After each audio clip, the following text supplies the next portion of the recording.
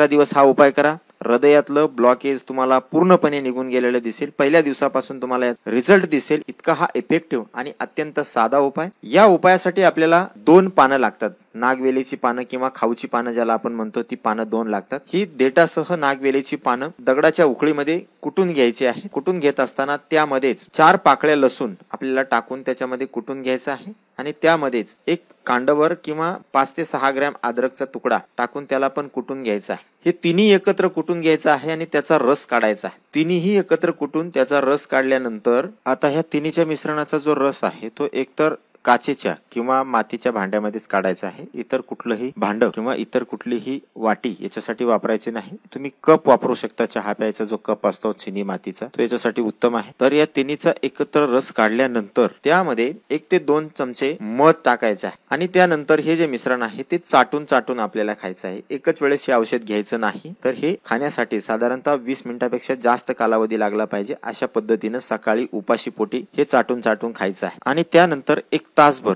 काहीही खायचं नाही. फक्त 5 दिवस करून बघा. हृदयामधलं ब्लॉकेज जे आहे ते अत्यंत साध्या उपायाने निघून जातं.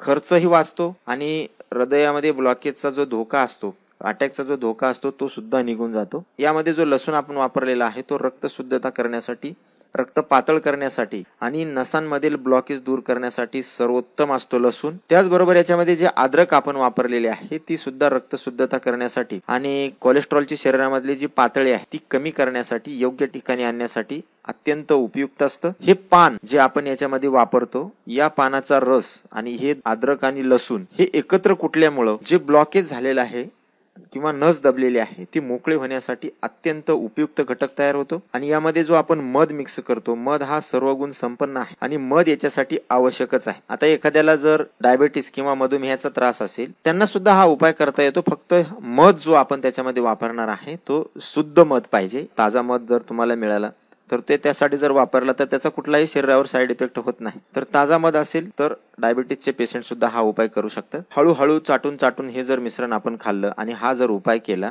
तर हृदयामधलं कसलंही ब्लॉकेज या साध्या उपायाने निघून जातं. बऱ्याच जणांना याचं आश्चर्य वाटतं की साधं पान, लसूण आणि अद्रक आणि मध यांनी ब्लॉकेज निघून जाईलच का? वैद्य सोनी यांनी त्यांच्या बऱ्याच पेशंटला यानं दुरुस्त केलं.